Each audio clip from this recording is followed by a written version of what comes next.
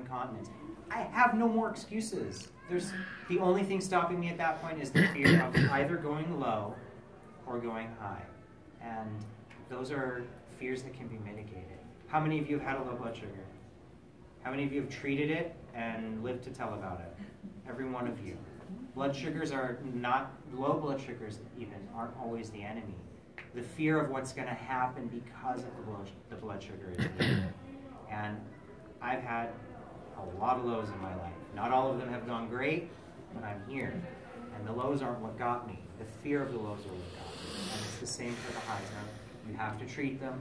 You have to be cognizant of what they're doing to you.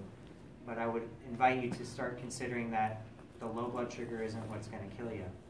The over fear of it, the under treatment of it, the denial of it, that's what's going to do it. Yeah. Diabetes is a kind of condition that gives you exactly what you give back to it. It might not give you in the same language you spoke, and you'd be foolish to think you'll ever get it the same way that you spoke it, but it will give back in what you give to it. And the more active you can stay, for example, the more you're going to have better management. This one could probably point to that. You don't get to a 6.3 without working pretty hard. So. Yeah, I never got A1C that good, so. Well, when my doctor saw it, he was like, I think he said he wanted to redo it or something, and I was just like, what? And when you go to the doctors, please understand there's this big, Beyond Type 1's a big proponent of it, a change in what we understand good management in diabetes to be. It used to be, when I was a kid especially, your A1C was your report card. And when you came in, if you were at 7 or above, the doctor was going to be like, so what are you doing wrong? And here's what you need to do, and your kidneys are going to fail, and this is going to happen. Well, that doesn't motivate me, especially as a teenager. If I tell you what you're doing wrong, you're probably going to be like, I forget you. I'm going to do what I'm doing. When we look at it differently as in time and range, now things are put into the proper perspective. Time and range is always on a sliding scale, which is something we used to try to avoid in diabetes. We used it for insulin dosing, we don't anymore. But my time and range is different than your time and range, or your time and range.